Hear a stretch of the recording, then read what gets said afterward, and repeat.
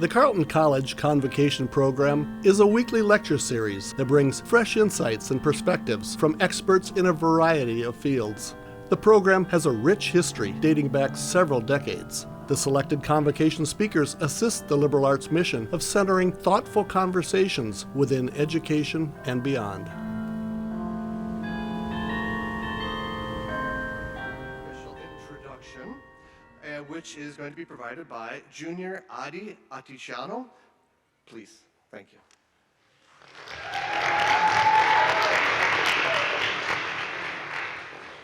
Good morning, everyone. My name is Adi Aticiano. I'm a junior computer science major and prospective dance minor and co-director of Semaphore, Carleton College's dance repertory. And I'm truly honored to introduce today's Convocation speaker, Jerron Herman. Jerron Herman is a dancer and writer driven to create work that elicits images of freedom and inclusivity. As a fellow dancer, I deeply admire Herman's commitment to promoting and advocating for accessibility within dance. In particular, his work with Kinetic Light, an internationally recognized disability arts ensemble, whose work resides at the intersection between technology, design, dance, and art. Herman is an incredibly successful creator whose works have debuted in spaces such as Danspace Project, Performance Space New York, The Reach, and the Whitney Museum, as well as his most recent work, VITRUVIAN, which has toured the Baltimore Museum of Art, curated by Johns Hopkins University and the Oberlin Dance Collective, ODC, in San Francisco. Furthermore, his talk today is in connection with the exhibit Towards a Warm Embrace, a two-person exhibition by New York City-based artists Ezra Banis and Finnegan Shannon, being held at the Perlman Teaching Museum in the Whites. Overall, Herman has a plethora of award-winning works within his repertoire.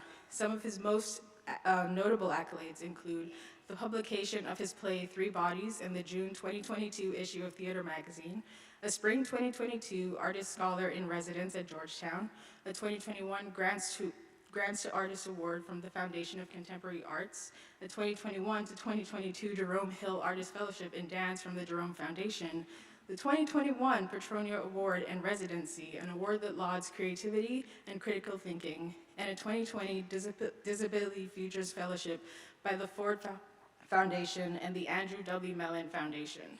Beyond dance, Herman has worked as a model with brands such as Chromat, FFORA, Tommy Hilfiger, Nike, and more, in collaboration with the Cerebral Palsy Foundation. Additionally, he is a choreographer and co-director of Sensorium EX, a multimodal art project focusing on disability and artificial intelligence. Join me in welcoming Jerron Herman to Carleton College.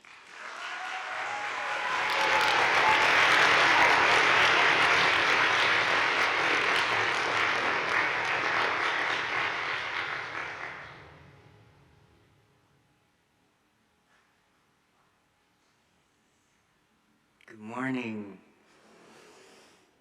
I'm so grateful to be here this morning. Wow. I'll just begin. Spring had finally flooded New York in that way it's showing off. Clear, warm light streaming into every dark crevice. The loquacious sun persuading folks to undress staunch layers. Confidence becomes an environmental externality. The creases of the mouth get massaged into smiles by the sticky sweet honey of vitamin D. Skin is revealed in lustrous hues, turning up their diverse melanin to drink up some of those rays. The thermonuclear reality inspires perspiration. Beads form like laurel around the brow as people stroll down avenues, still unsure what jacket is too thick or thin. The viscous wreath honors their intentions to even get out and embrace the air. Not today, sorry. I'm racing south to work along 2nd Avenue, preparing for my last show with a foundational dance company I've worked with since I was 20. I'm 28 and embarking on scary new terrain as a freelance artist. I know this avenue I'm traveling as I've traversed it so often.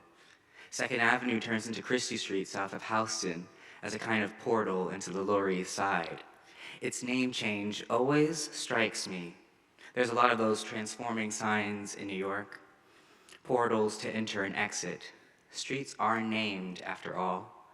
There was the time Christie was my entry to that gallery opening with caviar, or the dive bar with the cool wallpaper. I entered the avenue on my way to shopping and to replenish my preferred peanut butter at Whole Foods. If I was jonesing for Chinese on Mott Street, it would hold my hunger until I got there. The experience extended north toward 14th Street, where my East Village neighborhood often whispered to me. The main draw of downtown 2nd Ave held multiple dinner parties, debaucherous late nights, and sloppy walks home. The avenue saw me at various times of day, noon, 5 p.m., 6 a.m., and I witnessed it too, us looking at the shared shadow we cast across a busy commute or a silent street. My sinew meshed into the pavement for all the miles I paved into it, and my blood flowed so to fuel the steps. My small tenement on 11th Street between 2nd and 1st rested on a quiet drag of the neighborhood, rarely visited by tourists or bar crawls, and I would turn right onto the street with an unearned superiority. My house was a beacon, a last post on the great 2nd Avenue, but I'm racing to work on Christie Street. Today's a lot. You see, as I'm preparing for my last show here, after rehearsal, I must rush up the avenue to another tech rehearsal for another show within a groundbreaking festival titled I Want to Be With You Everywhere, a 3-day disabled-led festival featuring offerings, learnings, and performances by a deep list of disabled artists. I'm among them with a piece that will change my life. On Christie, in an underground theater, I sweat. We run this highly athletic section that is fun but harrowing, a combination phrase that includes quick ups and downs, asking the body to embrace the floor but amplify the air almost immediately. Have you ever done this? Even in your seats now, envision or feel the top crown of your head. Feel it. Roll your head a little bit. Try to make it lighter. Did you find it? Now hold that sensation as you find your pelvic floor. It's an incredibly private space between your buttocks and your genitals. Sorry, it's early, I know, but let's get into it. People might call them Kegels, or that special area, if you're more vulgar. You can squeeze the area and release it as much as you like. It is your point of gravity. Go ahead, squeeze it a little. Awaken it in your seats. It's liberating to think that as you're sitting still, there's always movement. How often do we take the chance to join the invisible flow of our capillaries in our bloodstream or our silent synapses in movement? Why yogis ask you to focus on your breath is because you have to realize you're already in a yoga pose as you breathe. Now, draw the head away from your pelvic floor. Let it start to rise as if a balloon has caught it and is taking you to the heavens. At the same time, draw your pelvic floor all the way down. Anchor your body to the earth. Don't let the balloon just carry you away. Let's try it together a little bit, yeah? So feel the top, feel the bottom.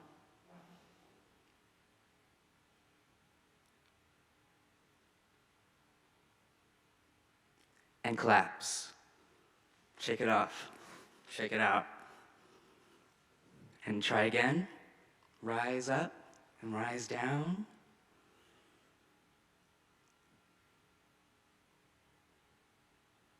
And collapse again. Good. I see some movement. I see it. One more time. And then we're going to stretch until we feel the extension of your vertebrae or the plumb line of your body. Become an object in this moment. Let the flow make you inanimate. Ready? Let's try it. Go.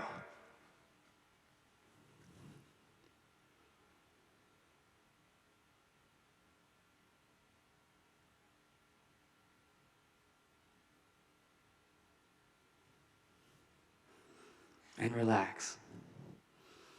Thank you. Now, add several pounds of falls into that, and that is essentially what the choreography was.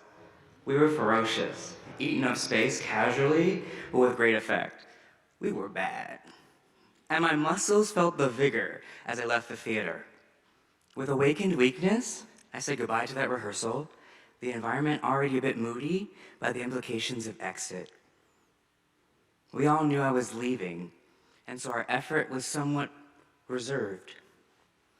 I'd come to this company with no previous experience and had amassed knowledge of the onstage and backstage politics of the New York City art scene. I was a good performer, but I could also write a winning grant or recruit a new board member. I was a valuable double, triple threat, but like our lives teach us, there is more out there. I felt the ceiling emerge sometime in the winter before this rehearsal period. I knew that I'd soon need to bet on myself to reach the fulfillment I sought. But there was relatively little proof of a successful independent career as a disabled dance artist. They were all in Europe. I was also turning 30, and on its eve wanted to spend the next 2 years in limitless experimentation. What would it look like if I pushed myself to its hilt until my birthday? My life has always been about delayed experiences. My first kiss when I was 20. I rode my first bike at 11, an adult tricycle, proudly. I learned to tie my shoes when I was 16, and I'm just learning how to drive as I took the bus all 4 years of high school. There's a great mixture of reasons for this alternate reality, but it gives me alternatives for how to proceed. If my personal life was about delayed experiences, the professional world had conversely put me on an aggressive conveyor belt. I became a board member at 26 after being on several award panels already. I adjudicated national programs and wrote think pieces. I was being groomed for theatrical service as an expert. My childhood delays had been because of my unique makeup, and my professional progress was due to such a unique makeup. Where others deny a thing, others embrace. I am prone to bicameral thinking, to halves systems, as it courses through my body already so fervently. The sun hits my eyes on Christie Street with a propulsion only known to subterranean moles, as I emerge with no time to squint, as I'm due at tech up the street. It's just far enough that I can't saunter, but still within my mind's eye. I know how far 10th Street is, but I cannot get there with ease. I'm hampered by the dual energies of a cool down from a rigorous rehearsal and the anticipation of leading a tech rehearsal. There's no time for a kombucha. I feel my quads tighten instead of releasing with each step, and I worry I'm going to collapse. I still have 3-4 hours to go. What does it mean to be disabled and young? Our narratives teach an almost singular view of debility, wherein there's only stall and decrepitation rather than a nature of degrees. How in PE you can't muster the mile in time, but you can sink a three-pointer behind your back on the blacktop. How one flight of stairs can send you low, but how you dance all night. How you can make love, but not stand in line before you tire. And how you can have the ability to be multiply employed, but not the total means. But don't we have the ability to be multiply something and still not have the total means? The political identification of disability narrates those degrees in the language of labor. Your benefits are prescribed by how little you contribute, and the global pity is determined by how little you fight. Or maybe pity doesn't care which way. We received our rights via the Americans with Disabilities Act in 1990 on the steps of Congress after crawls and unsanctioned curb cuts, after vitriol. There was no other way. As a babe in the shadow of the Great Proclamation, my rights were swaddled with me in the cradle of a syllabus. The black text of legalization against the austerity of white paper was a recognition of centuries of misuse, mistreatment I did not witness firsthand. Instead, I arrived to my life with neoliberal interventions in the school system and the medical system, smiling white faces always trying to help my blackness or my disability. I always felt I made others nervous because I might break myself in some way or break them in some way. Largely isolated from the world of these disability rights, I pursue typical pursuits: mastery on the wall-ball court, being a charmer and a wit, advancing without advancing my identity any. The body would often remind me of my distinction with the responsibility of physical therapy appointments rather than t-ball practice, or managing left-hand spasms and midday puberty boners, whereas pairs only dealt with the latter. The weight of fatigue at typing papers until midnight because I took too many AP classes. There was no one in my family with a physical disability, and I had no friends with disabilities growing up.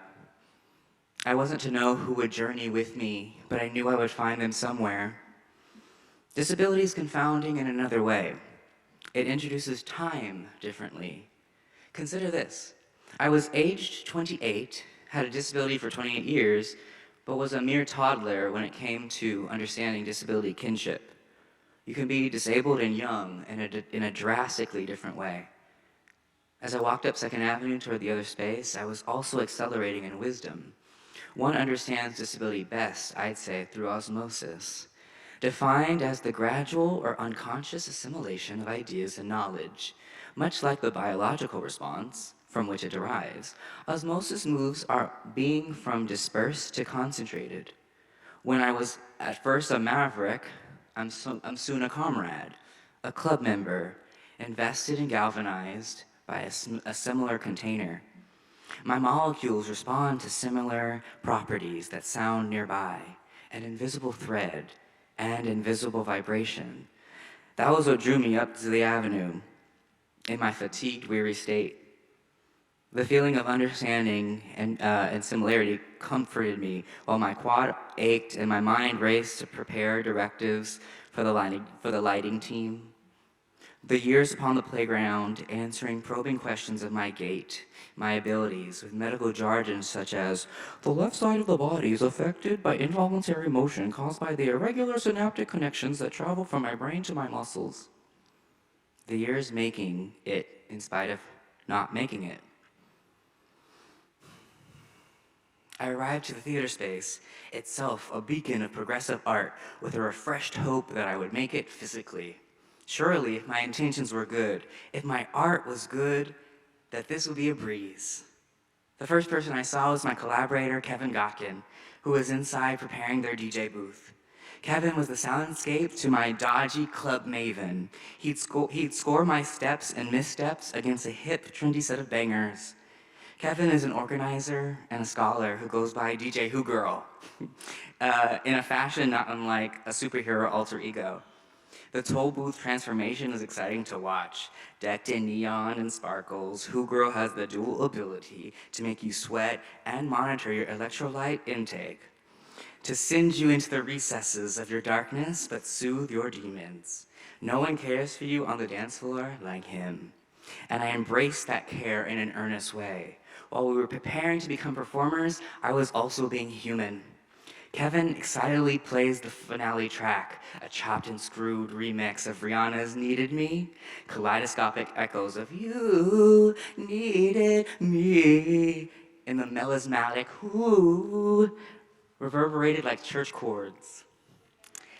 My knees buckled under the weight of excitement and terror at the moment you're realizing your dreams, and how cool this would be. I suddenly leapt around the room trying to exorcise some things. In my spontaneous praise break, the house manager arrived with a cavalcade of answers. When are my light shifts? How did I want the sound to flow? Where was the subwoofer supposed to go? When could the audience come in? Where could people sit on stage? When did I come in? Should the audio describer be on the floor? And benevolently, but violently, what kind of snacks do you want? Snacks? Here I was holding back tears from competing leg cramps and dizzyingly terrifying imposter syndrome while I tried to run the whole piece for the first time, and only in this space. And you have the nerve to ask me what snacks I'd like? Almonds and blueberries, please. Oh, some people have a nut allergy. Okay, fine. After some thought, I settle on granola bars and blueberries, mere concessions. Kevin and I return to our work. The set list is tight, and the crew just needs to know where to designate the lighting cues. I'm good at this, surprisingly. I can direct. The corridor of light from upstage down was almost inspired. That sudden shift to purple when I near the subwoofer is definitely inspired. They're all with me. I guide the technical aspects of the dance easily, almost forgetting my throbbing limbs, until halfway through the run I stop. Unable to continue. I have finally reached my limit today. I wonder if you'd join me in another exercise. Tension. It's what I live with every day, and I'm so curious if others understand the weight. If, like a mother to someone without children, you cannot fathom certain pressures without first-hand knowledge. My left side is always tense. I invite you to hold a tense pose. You can flex your biceps, or your feet, or your hands, keep a smile up, do these kegels that we just did, while I count, but be in tune with a spasm for a second. Are you ready? All right, assume a pose of some kind. It's tense. And I'll begin counting. Ready? 1, 2, 3, 4, 5, 6, 7, 8, 9, 10, 11, 12, 13, 14, 15, 16, 1, 2, 3, 4, 5, 6, 7, 8, 9, 10, 11, 1, 2, 3, 4, 5, 6, 7, 8, 1, 2, 3, 4, 5, 6, 7, 8, 9, 9.5, 1, 2, 7, 5, 13, 29, 18. Relax. Thank you. Now everyone do the Sugar Plum Fairy suite from the Nutcracker at the same time. Oh, you can also relax if you haven't already. The limit was externally the throbbing quad, but it was also the culmination of a life as a maverick, one who traverses long stretches of time without assistance, who lionizes their independence to myopic degrees. Don't get me wrong, to be fully myself, unaltered, unmoored, and unbent is my chief goal. Pressures abound in typical and unexpected ways to catch us ensnared. It is just as likely that diversity, equity, and inclusion will do some unintentional crushing before it is done. But bootstraps and the pulling up of them is still, too tiring when you're only using one hand to do it. The difference between a non-disabled and disabled perspective is possibly its chief symbols, the stairs and the ramp or wheelchair.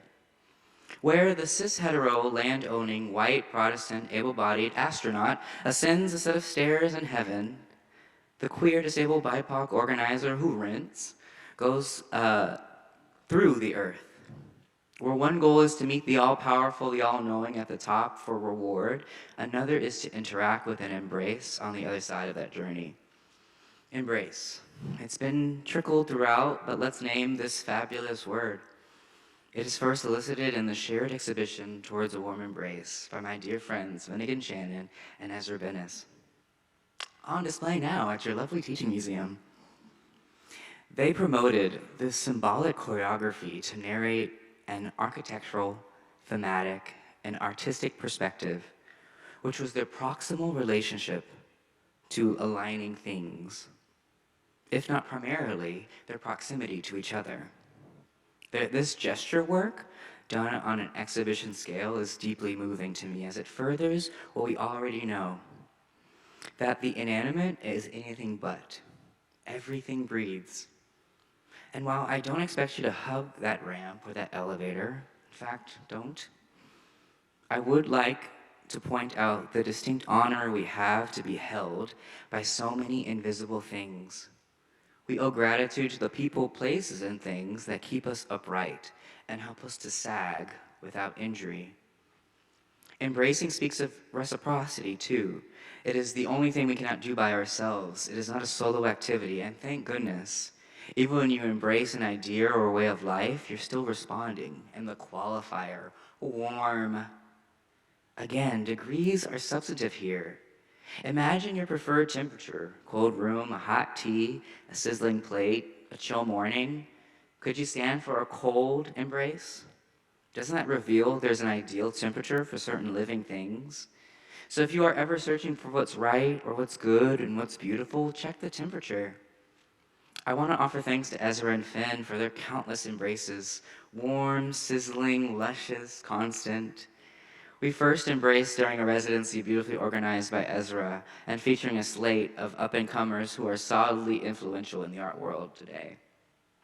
Ezra, like Professor X, called out to me from a void to learn, to grow, to explore my aesthetics, and dare to do it alongside peers. When I was presenting a solo about protests at the Whitney Museum for the 29th anniversary of the Americans with Disabilities Act, Finn gifted me one of their benches from the Sit If You Agree series, which I used as a performing and architectural base. It centered the two halves of my piece, offering special commentary on labor and disability. Their art knowing my art. It was not unlike how Rauschenberg designed for Cunningham in the 60s, like breeds like. Ezra and his brother Noah, under the moniker Brothers Sick, offered a digital print of their work, An Army of the Sick Cannot Be Defeated, to underscore a vignette about the complexity of dexterity and ferocity that I was dancing. It was here I developed my saying, I'm a soloist who isn't siloed, for I'm always surrounded while on stage by myself. These professional embraces lifted me now, again, as I stopped in the middle of tech rehearsal. My other kindred, Kevin, lovingly concerned and understanding when I expressed this is as far as we'd get. Shame and fears of lowered professionalism crept up immediately, even as my muscles still quaked. Should I try to push it? Could I try? Yet ultimately, did I want to? Over the course of building and preparing this piece about a joyous, disabled-centered club scene, I hadn't actually lived it. Much like I remember during my Pentecostal upbringing, worse than a sinner is a hypocrite. I couldn't portray joy if I had none, and I couldn't create, as the marketing said, a disabled love letter to the Crip Club of your dreams if I pushed past what my body was telling me. And so I finished tech questions, hugged Kevin, left the theater, got a good meal to go, and went home. I wept for an hour. What keeps you from embrace? What draws you back from extending your arms when another's is in reach? Time had seemed my answer. I gave so much to a lot of different things and people that I had none for myself. This show with Kevin was called Relative, to underscore how I'd perform differently based on proximity to the audience, based on Edouard Glissant's Poetics of Relation and the commiseration Crypt Time has with Island Time, a differing timescape that's bred from changed molecules, from forced stimuli, sometimes chromosomal, sometimes slavery. I wanted to honor how we are mostly unfixed, responding fluidly to so much around us. I placed that fluidity in the club because there were so many juicy, responsive sites, the bathroom line, the bar front, and of course the dance floor. I planned seating to spill out onto the stage so that I, the performer, could mill through friends and audiences to dispel proscenium. But I wouldn't know who's sitting where or even if my architecture would stand. This devising helped to create a cocoon of promise or success over the event, an intentional opening for variety and a chance to bubble up during performance. And variety and chance to bubble up during performance. This was especially welcomed as I dried my eyes. If I allowed for at least 10% of chaos, then I wouldn't be surprised when something went unexpectedly. This shielded me both from despair and fear. This is also my practice of disability aesthetics, where design supports disability identity. It's not as corporate as a quiet space or individualized fidgets, but it was real for this disabled person. I took it as a win. I was performing the final night of the 3-day festival, and so had enjoyed several other, pardon for a second. Okay, there we go. I was performing the final night of the 3-day festival, and so had enjoyed several other performances, panels, and general hangs with everyone. I sat on the floor enmeshed in a theater piece by this artist Neve, and wailed silently during Johanna Hedfa's rapturous song cycle. I took notes as Akemi Nishida spoke during a panel at the Whitney, and watched Ezra as he used his heating pad in public. I took one of my favorite Polaroids ever with Carolyn Lazard in the lobby before a set. We both from the steering committee now bonded. When it came time for Relative, I donned my silver two-piece and fluorescent sneakers and met Kevin in the dressing room, where he presented a quart of Maker's Mark and began a toast. We each took a swig and went to the club, to get the club started. I held back, committing to interrupting the vibe at the designated time. From the dressing room, I heard cheers and joyful noises on the dance floor. I heard the vibratory din of a cool moment. I exited the dressing room on cue and sauntered into the room. It was darkened and already eclectic as I first faced the massive set of bleachers facing front. Turning the corner, I caught the eye of unsuspecting audience members who gleefully guessed at what was about to come. I was nonplussed. Sticking to the beat, I neared the stage. I felt the warmth of a spotlight turn my skin on, but then I was struck by a deep surprise: the seating.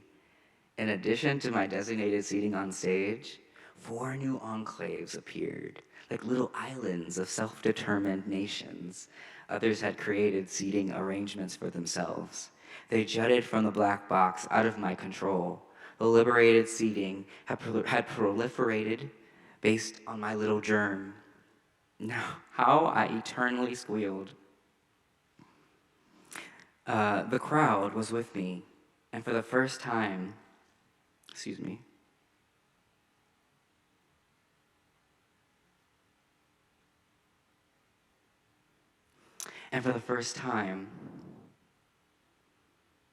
the crowd was with me from the first step out onto the stage. Through the conventional center solo a go-go boy might assume, to the Bustrevitan pathways of my responsive sights. I think it's time for video work. I'd like to show what I'm talking about. And for accessibility, I will also audio describe the works.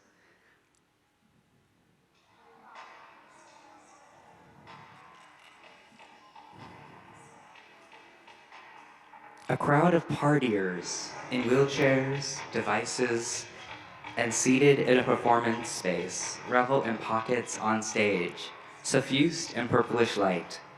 A DJ, Kevin, is lit above them, reflecting from his green outfit, spinning tracks.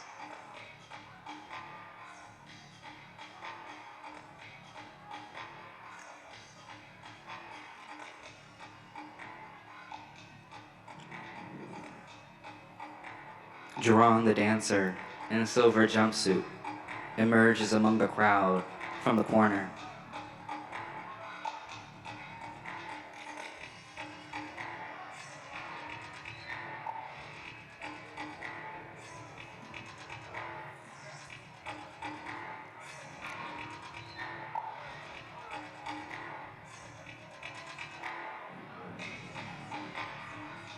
He sets up in the center and begins milling from side to side, his back to us as the spotlight turns on. The crowd starts to hoot.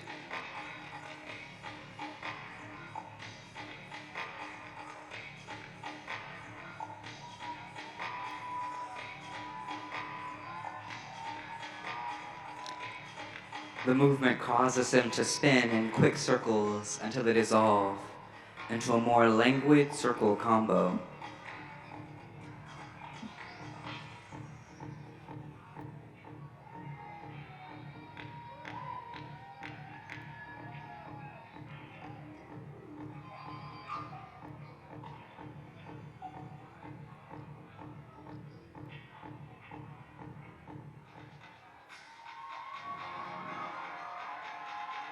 In the next scene, Jerron is seen dancing in the crowd, stopping to really cut it with friend Park MacArthur, who creates dynamic circles and lines in her chair. They duet before Jerron gets in the goo of a seated area, pushing his body through bodies.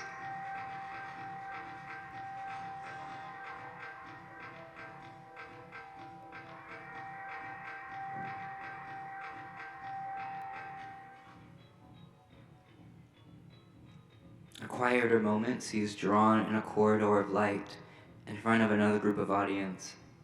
The air is sucked out as Jerron slowly corkscrews his body, undulating luxuriously.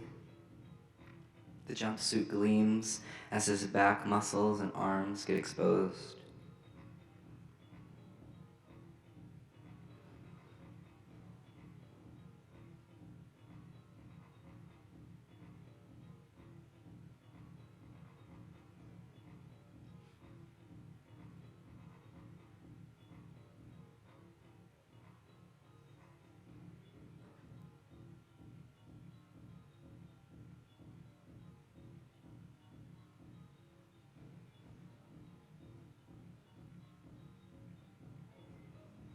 He rotates his hips until he leans back very far, pushing them forward.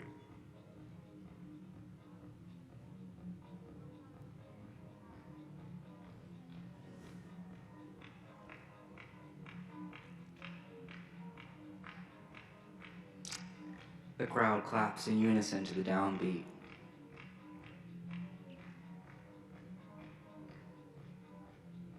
He rises and corkscrews again to give them his back, shifting hips once again as he leans back, now facing them.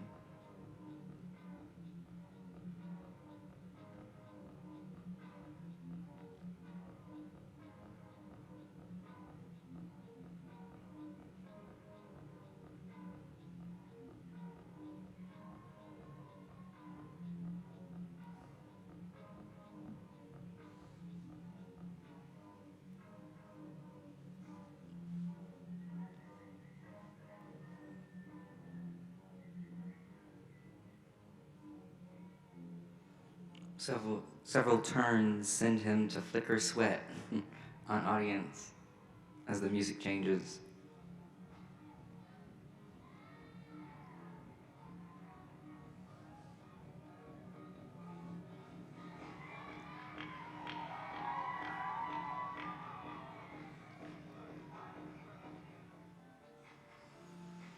Transition to another quieter moment.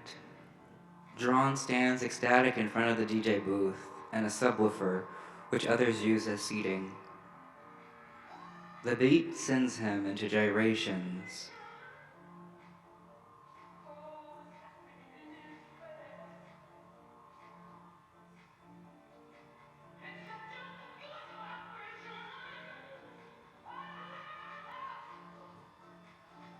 Until he finally drinks in a long look at the audience.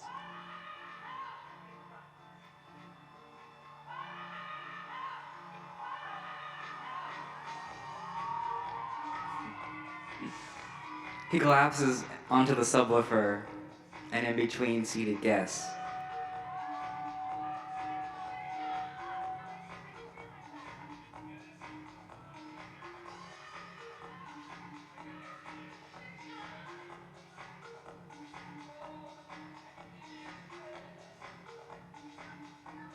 He finally joins them and everyone in the groove at the party.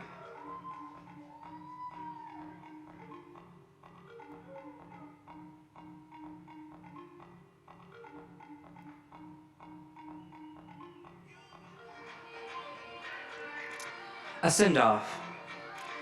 Jerron slowly leaves from the dance floor, allowing the crowd to take over, changing the focus from performance to revelry.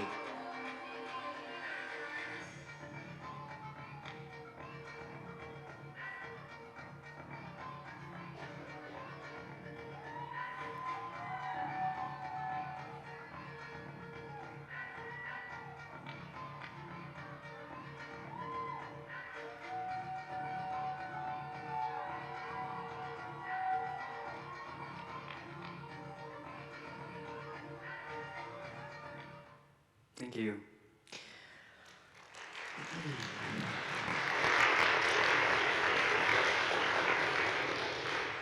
So I stopped momentarily to casually tie my shoes, performing a real moment, and as I neared the subwoofer and Kevin's booth, audience sitting on the vibratory platform, I soaked in that personal scan of the room. I got the eyes of folks I'd shared meals with, good wishes with, deep conversations with, walking in packs with, and crying in packs with, funders who had been interested, writers looking for an angle, newly disabled folk trying to find their way, other disabled folk coming to terms, students and scholars, professors and organizers, tech crew and ticket buyers, staff and layperson. Also, was in 2019, so before a whole difference of embrace.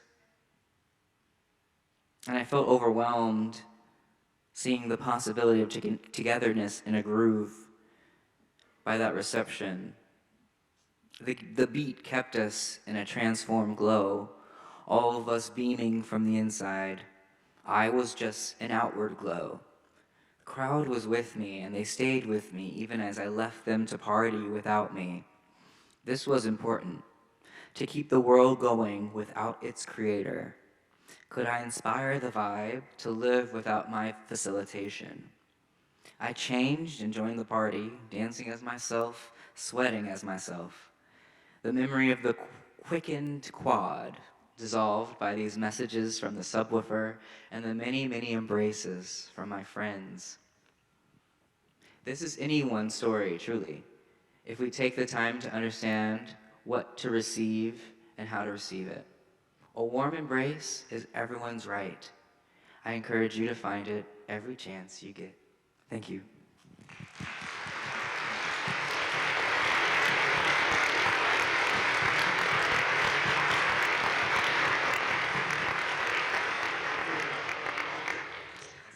Thank you very, very much, Jerron. Thank you. We appreciated that, and we're going to have some Q&A in just a second. Just a couple of housekeeping announcements. Next week, we'll have Professor Francis Fukuyama, who will be presenting the convo entitled The Global Challenge of 2024.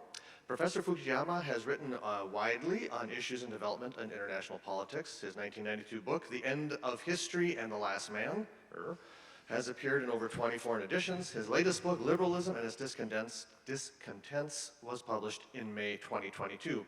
As to the Convo Luncheon, we are full up. If you didn't RSVP, there's always next week, but I'm afraid today we are full. One more announcement. We would like to hear from Alex Tannenbaum, 25, is a member of the newly formed Student Disability Alliance and would like to say a word about the current museum exhibition. Alex, please. Thank you. This is so exciting.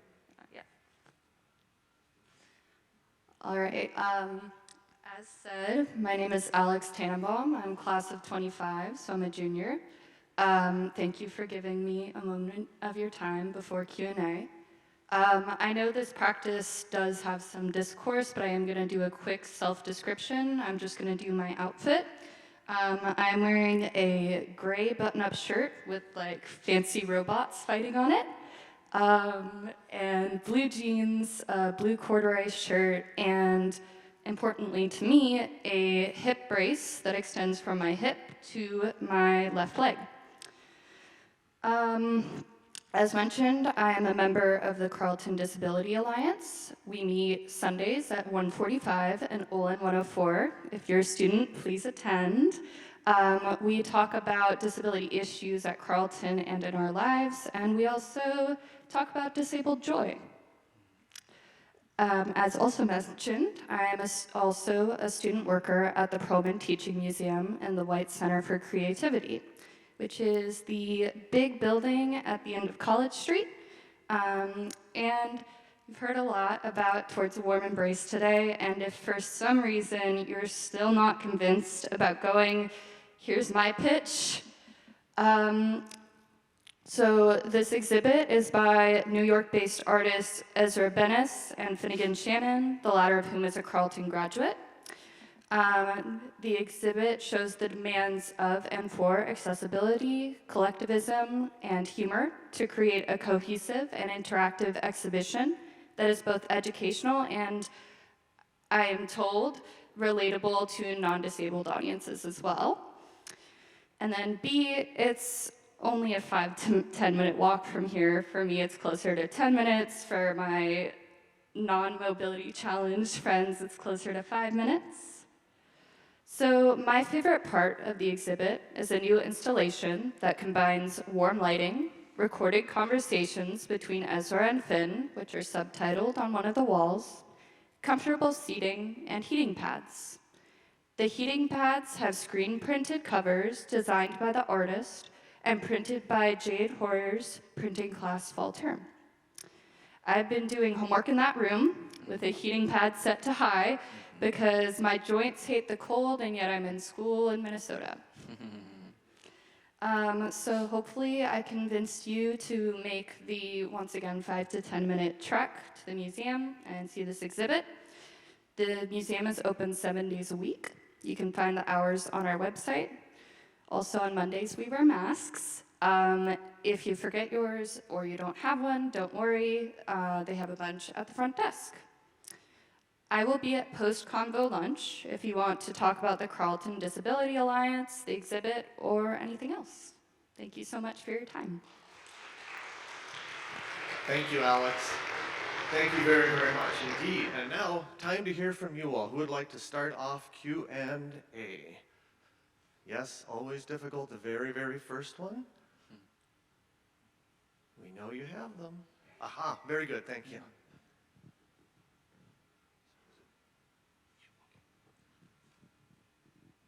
Hello, I'm Moe. I'm a senior here. I'm a dancer, and I also work at the Prom and Teaching Museum. Thank you for your talk today. It was very inspiring for me. Yeah, as a dancer, I'm kind of like right now thinking of choreographing a piece, and for me, dance is like a space where I can like, I love the sensation in my body that I feel when I'm dancing. I love the connection I can make with people through dance, but at the same time, I hear a lot of comments being like, dance is for visuals, and like, it has to be visually appealing. Why do you dance? Like, when I dance in like in a improvisational way and stuff, like it's like kind of hard to communicate the joy that I'm feeling for dancing. And I also think a lot about spacing as well, where like in order for the audience to feel the connection, I feel like small space is better suited. But and yeah, when I do dance, that's when I want to communicate what I want to communicate through dance. I heard sometimes you have to kind of be picky about audience because not everyone would kind of get it. But I'm wondering, because I want to make dance open to as many people as possible. Yeah, I guess my question is like, why do you dance, and like who do you dance for, and like how do you make it open? Thank you. Yeah, great question. Great sweater. I need that.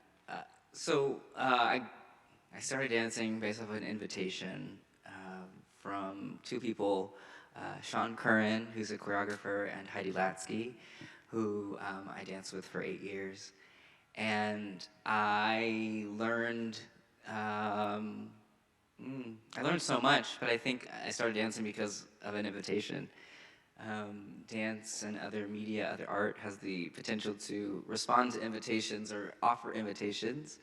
I also come from the old school where I believe in catharsis, I believe in arc, I do believe in kind of figuring out the audience in the sense that like you don't have to be prescribed to, what I do is for them to get it, but definitely I want to be cognizant of the experience I want them to have. So even if it isn't improv, what's the overarching theme? What's the overarching idea that we're all kind of thinking through? For me personally, my aesthetics have always been drawn by a word. So this piece, Relative, drew from club and the many machinations of clubs. So both in architecture, like I thought about the spaces in a club, the bathroom line, the bar, and the dance floor as just totems of, and thinking about the architecture, and then let that be open. So you can always play with the containers, what's open, what's closed. I think it's important for us to have those frictions and those identifications as artists, so that we can lead people somewhere. But I also think that, yeah, you initiate the dreaming and the idea of what can happen, and there's always going to be a think piece. No matter what, there's always going to be a review of some kind, so don't get too hampered by that. Part of being an artist is putting things out there, and so to be available to what's received, and keep it pressing, keep it moving. Yeah. Hi. Hi. Hi, thank you. My name is Dia. I'm the assistant director of TRIO. You actually answered my question, but I still want to talk to you. So I have to think of a new question. Cool. What's on your agenda for dance next? What's your next projects? Just want to know. Totally, yeah, thanks for that question. I was telling Sarah that I kind of in a museum moment, like I'm coming for the museums and thinking about relationship to performing arts for them. I'm doing a series of installation work for spaces that are not atypical for performance, and yeah, it's really exciting. Because, yeah, I just think, I don't know, non-directed kind of open time space with things is really important to me. I also love the cross-disciplinary work, so I'm really excited by that. And so that's one thing that's for ongoing, but then there's really exciting, I'm returning to my theater background with an explicit full theater piece. That my team and we just got to the second round of the National Theater Project with, so yay! I'll be writing it and starring in it and developing an ensemble for it, and it will be, it'll be extending an idea that I had in 2019. So I'm really excited. Yeah, thanks. Oh yeah. Hi. You were talking earlier, and I know you have experience as a playwright, and you were talking about your approach to dance and your philosophy with your relationship dance has to the audience.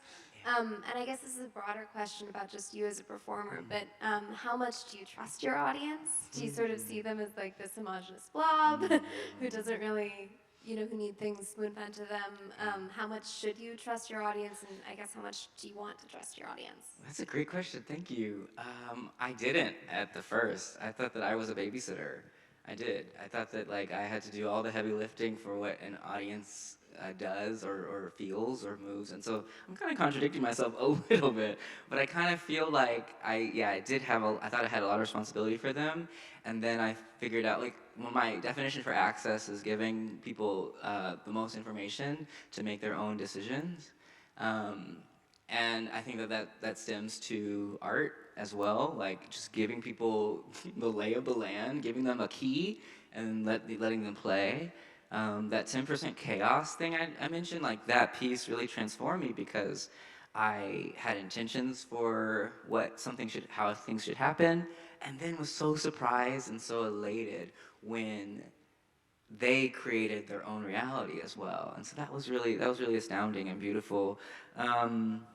And I just I'm so grateful for that moment. So now I'm okay, audiences, there's a more elasticity with audiences and the performer or the artist, and I'm really excited to think through that.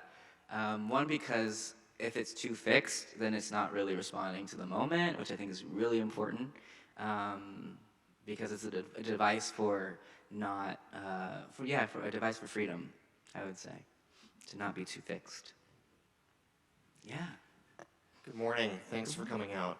My name is Rue. I'm a dance major here at Carleton. I'm wondering if you could talk a little bit about working in spaces that are slightly older, that don't have ADA kind of designed in mind, and how you've navigated that. Definitely, really hard. It's been it's an uphill battle. I think that legacy spaces and spaces that haven't thought about access and or different bodies is still within the access battle, there is still an infrastructural battle where, we're focusing on the audience experience, but then the dressing room is still very inaccessible, or the backstage is very inaccessible. So the thinking around who's performing is still quite rigid.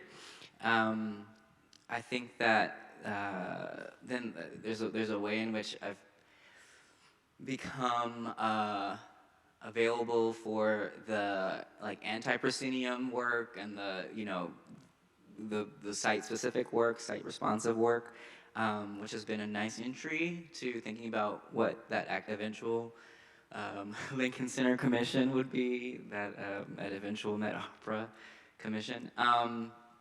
So just to say, there's a lot of incremental work, and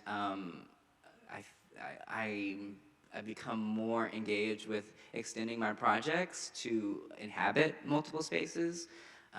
One, for my audiences, for the different audiences that desire it. Not everyone wants to be in a theater right now, or an enclosed space. And so again, being responsive is becoming lucrative. It's becoming a really interesting experience towards sustainability, both financially, artistically, and relationally with these spaces. Yeah. Hi, my name is Caroline. I'm a freshman here at Carleton, and I'm taking ballet this term, and I grew up doing ballet essentially. So I guess my question to you is, since you mentioned having done theater, and I mean obviously your presentation was very theatrical, and your writing is quite melodic in a sense. It was very beautiful. So I wanted to ask, why did you choose dance, and how have other forms of art really influenced who you've become and who you want to become? Yeah, thanks so much for that question. My secret sin is that I became a writer because my older brother is an actor, and I really wanted to be invested in the arts somehow, but no one was checking for me as an actor or as a performer early on, and there was a lot of skepticism around my body being on stage. And so there's a little bit of a consolation with my writing, wherein I just delve so deeply into it as a way to be a part of the arts community. And it got me to New York, it got me into the spaces that I really cherish. And then along the way, so it was because of writing and theater that I was introduced to dance, because I was an education apprentice at the New Victory Theater in New York City.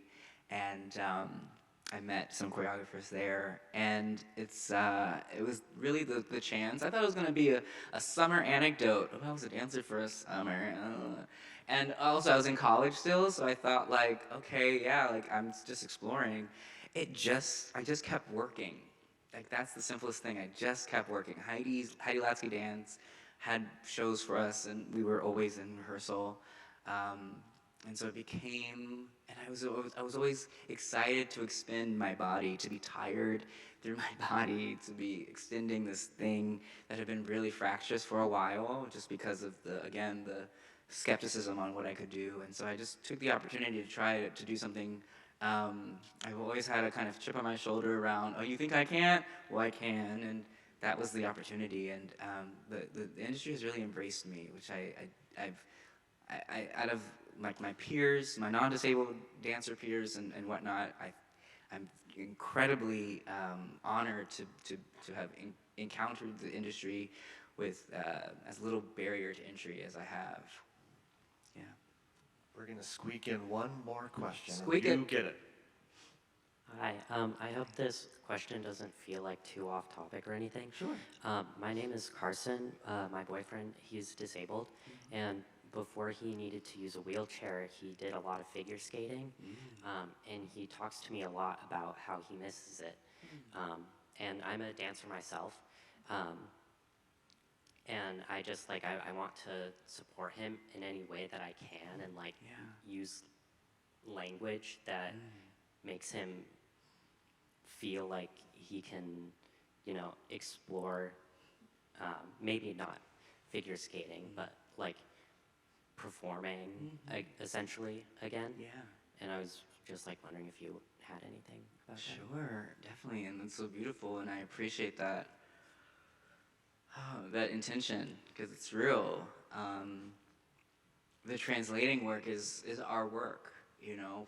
It really is the work of access. What is the ideal, and then to create it. I mean, literally. So his experience with ice skating, with figure skating, how can that transfer to his wheeled movement now? You know, or and back to it. Like, how does his wheeled movement and wheeled embodiment factor in and change and let us rethink ice skating?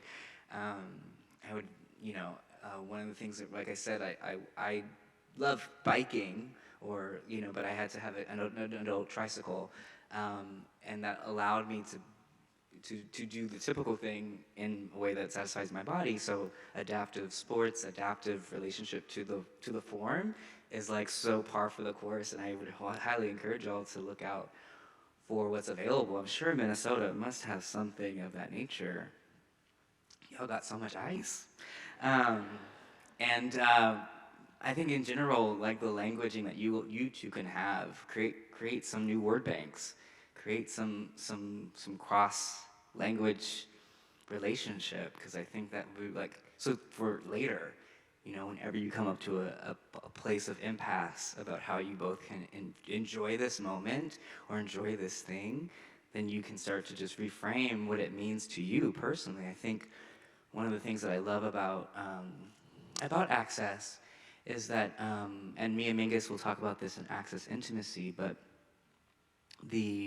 our relationship to access changes, again, is unfixed. And so it should be, again, understandably moving and changing and growing with the experiences that you have. I think to be with them in their phantom moment, in the phantom limb, and the phantom missing is definitely necessary and important, and to not push too forward into productivity even. What does it mean to stay still in this moment as well? To really build what you want to build. You know, we always have this desire for, even what I'm talking about. Don't get your stiff quad, okay? Don't go there. Try to get to an intervention before you need to. And explore the possibilities together, and invite more people into your village to do that, and, you know, amass a network and amass a village that can push forward what you're looking for. Yeah, being together is so much better than being alone. Yeah, thank you. Thank you very much, Jerron, for being here. Thank you all for being here, and that concludes today's convocation.